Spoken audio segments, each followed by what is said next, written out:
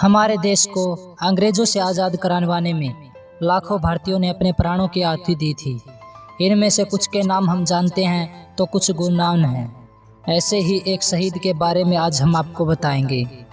आज तक आपको शायद यह लगता हो कि भगत सिंह भारत के लिए शहीद होने वाले सबसे जवान व्यक्ति हैं, लेकिन हम आपको एक आज ऐसे बच्चे के बारे में बताएंगे जिनके बारे में कहा जाता है कि वो देश के लिए जान देने वाले सबसे कम उम्र के शहीद थे।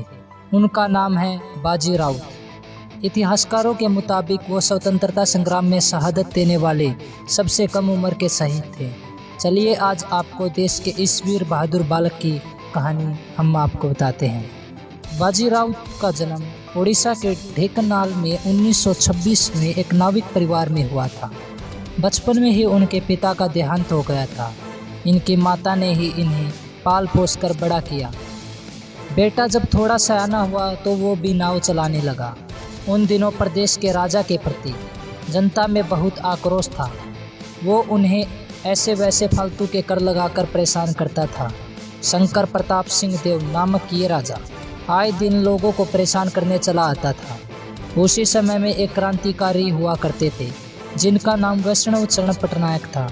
प्यार से इन्हें लोग वीर वैष्णव कहते थे। इन्होंने एक प्रजामंडल नाम का एक दल बना रखा था। अपने इस दल के जरिए वो आज़ादी और बगावत की लहर को दूर दूर तक फैलाते थे। इस दल में बच्चों को भी शामिल किया गया था। बच्चों की इस टुकड़ी को वानर सेना कहा जाता था। बाजी राउत भी इसका हिस्सा थे। वीर वैष्णव क्रांतिकारी होने के साथ ही रेलवे में बतौर पेंटर काम करते थे। वो पूरे प्रदेश में सफ़र कर आज़ादी के लिए लोगों को आगे आने के लिए प्रेरित करते थे। जब ढेंकनाल में बगावत के सुर ऊंचे होने लगे तो राजा शंकर प्रताप सिंह देव ने अंग्रेजों और दूसरे राजाओं के साथ मिलकर षड्यंत्र रचा, जिससे क्रांतिकारियों की खोज में ब्रिटिश सैनिक निकल पड़ते हैं। उन्होंने 250 ब्रिटिश सैनिकों की टुकड़ी क्रांतिकारी की खोज में लगा दी। वो ढेंकनाल भी पहुँचे। यहाँ कुछ लोगों को गिरफ्तार किया और उन्हें मारा भी।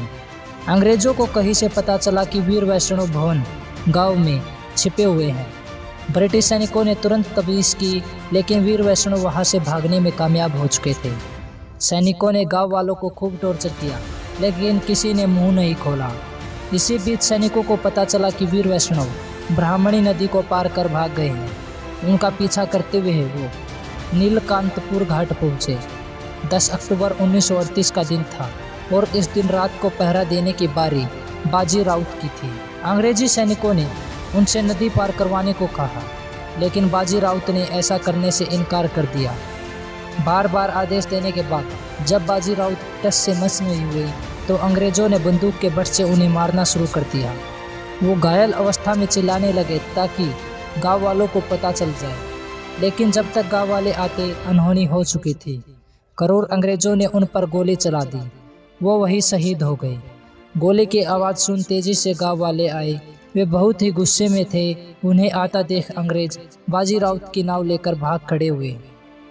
वीर वैष्णव उनके शव को ट्रेन से कंटक ले गए और उनकी शव यात्रा बड़े ही धूमधाम से निकाली गई। छोटी सी उम्र में देश के लिए जान देने वाले उस वीर बालक की शव यात्रा में सैकड़ों लोग शामिल हुए थे।